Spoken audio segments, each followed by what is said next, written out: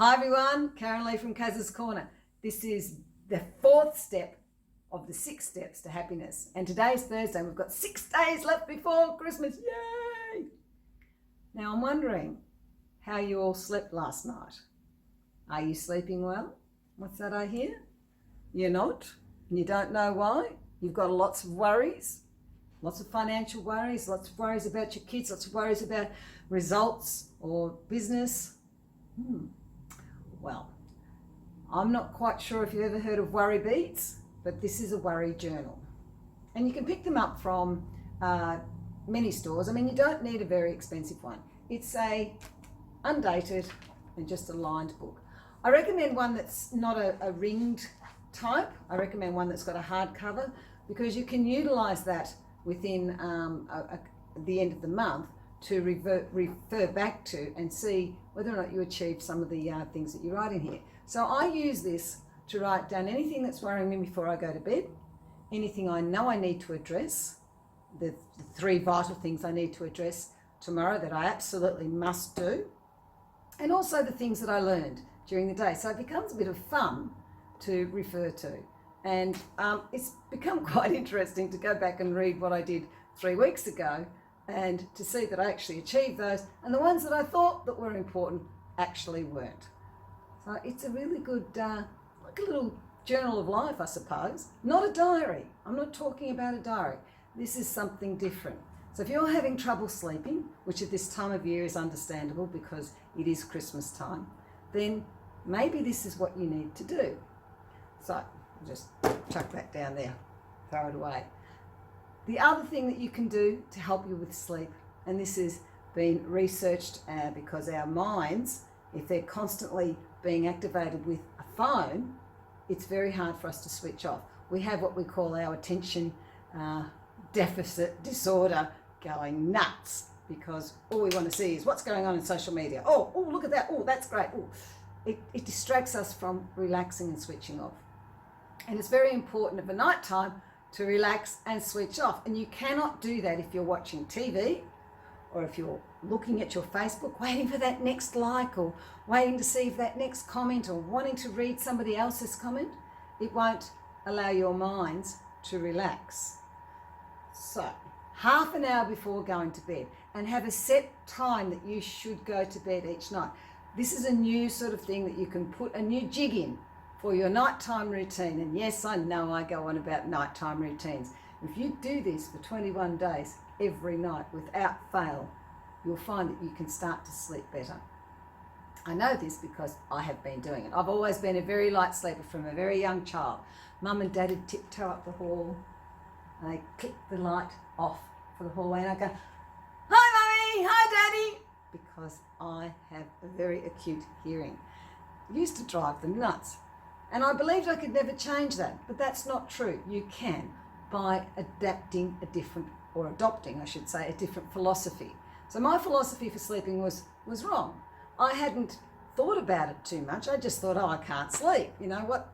I'm having trouble because I've got my hearing. I can always hear things. Well, there's a few things that I was doing that were making it worse. So what I do now is I switch off my phone, leave it out here, I go to bed, I take that little journal, I write down anything that's been concerning me, and only the things that I know I can change, because anything I know I cannot change, like world hunger, the fires in Queensland, the economy, I can't change any of those. So what I do with those, I chuck them out. There's no point me even churning those over in my mind because I cannot personally fix those. The other thing I don't do anymore, and this is another subject that we will talk about next week, is I do not watch news. I do not follow gossip, media crap. I'm not interested in it because all it does is put a lot of garbage in my mind that I churn over that I don't need. I don't need to know about these things, especially just before I'm going to bed. So if you want to watch that sort of thing, that's fine. Just don't do it half an hour before you go to bed, and understand that these things you cannot change are not things that you should take to the bedroom with you. So we're back to writing. So write out the things that are concerning you and put the 3 most important ones that you know you must action tomorrow at the top of the list. And the rest of them, they are for another night. And once you've written them out and you've got a bit of a plan of action of how you can change these things and make sure that you're going to do something proactive to address them, that will help to pull it out of your mind, put it on the paper, and help you go to sleep. The other thing is, if you're saying you're not tired, you can't sleep, then exercise at night. Put yourself into an exercise mode, because if you are exhausted, you will sleep. And I'm not talking about brain exhausted, I'm talking about body exhausted. So if you need to pedal for half an hour before you go to bed, or exercise for half an hour before you go to bed, then do so. If you go to bed tired, physically tired, you will sleep. So when you're in bed, after you've done your physical activity, if that's what you need to do, then do some nice breathing exercises. And also put on some relaxing music. Now, I know that doesn't work for everybody because they might have a partner that they're sleeping with. So you can pop earplugs in and listen to some relaxing music or some meditation, and breathe in deeply and let it all go. Now, this is not going to cure you overnight, but what it is going to do for you is change the monotony of what you have been doing prior if you're not getting any sleep. So there's a couple of things that you can do. Turn off your phone, leave it out here. You don't want to have it under your pillow, and I know you want to use it for your alarm. Get yourself an alarm clock. If you must have an alarm, get yourself an alarm clock. Don't use your phone in your bedroom for night time. Trial this out for 21 days. Trial it out for 2 weeks. Trial it out for 1 week. Trial it out. Leave it out here. Turn it to silent so you can't hear it go brrr or ping, ping, because that won't work either. Maybe shove it in a drawer up the other end of the house. So long as you can't hear it and you don't want to action it, that's the main thing. Go to bed physically tired. If you're not physically tired and you've done no exercise, before bed's a good thing to utilise that. Even if you're just jumping on the spot for 10 minutes, get that blood pumping, get that body moving. So you're actually a little bit tired. I take warm water to bed with me, and I sip on the warm water while I'm writing out my journal, and then read for between 15 to 20 minutes. Now, all of this takes around about an hour for your bedtime. So you start at 10:30, by 11:30 you should be sort of finished what you're doing.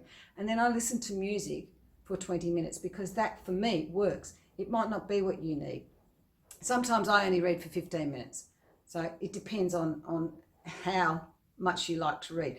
Don't read for hours on end. That's not what this is about. The idea is to relax, turn your brain off, and to get your mind into a state of... So, give it a go, see how it works for you, let me know, and I will see you tomorrow for Friday's tips, step 5 of the 6 steps to happiness. That's it from me, and remember to share your smile with someone you love or someone new every day. Cheerio.